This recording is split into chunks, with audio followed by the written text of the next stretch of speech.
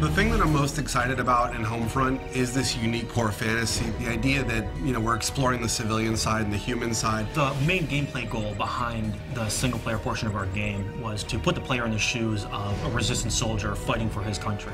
Everything that we did comes out of that. How your weapons work, how you relate to the world, the kind of missions that you go on, it all comes from that. In a lot of shooters you have the best equipment and great number of allies and an army behind you. In this case, you're civilians turned freedom fighters, and you have to fight against this greater force that has better equipment than you do.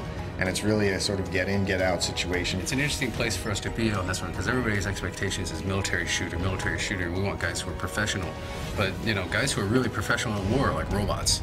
And for us, they're not professional military people. They're resistance fighters. They're all civilians. When it comes down to realizing this world, this fallen America, this occupied America in the game, we really wanted to establish some key moments or key shots where you come out of an opening and you see this big, huge, expansive environment revealed before you. You see this enormous vista of this plane that crashed when the EMP went off. It's kind of like this moment where you're like, this is really something different. It's really spectacular. We really want people to feel like this looks like a place that I grew up in, and then twist it, and now it looks abandoned, now it looks collapsed. The second thing, which I think has been a huge win for us overall, is going after real-world brands. We really want to get these brands in here because they're part of the fabric of American life. So one of the places that the Koreans use as a supply depot is a classic big box store. And they sort of move in and they use the big space to store all their military stuff. And it's one of our big set pieces where the military goes on a raid mission to steal a bunch of fuel. Consequence of violence is something that we're focusing on in the game. War is not a pretty thing, and there's not always lots of positive events that come out of it. It's actually very dark and tragic, and we want to show that element in Homefront, which you don't really get in a lot of shooters. Jake, just put them out of their misery. Let those bastards come! In an average FPS, you'll blow through 30 to 100 guys every 15 to 20 minutes or so. And you sort of get this what we call massacre fatigue. When you stop even caring, you don't even realize that you're killing humans.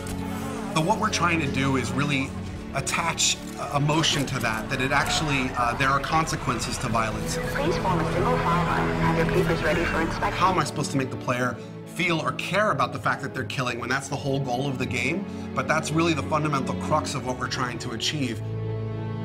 Your character in the game, his name is Robert Jacobs. He's a former pilot. He's recruited by the Resistance because they need a helicopter pilot. So Boone is a former police officer. He's the leader of the current Resistance cell and sort of the father figure of the whole unit. He's less about killing the Koreans and more about what can I do to free my people.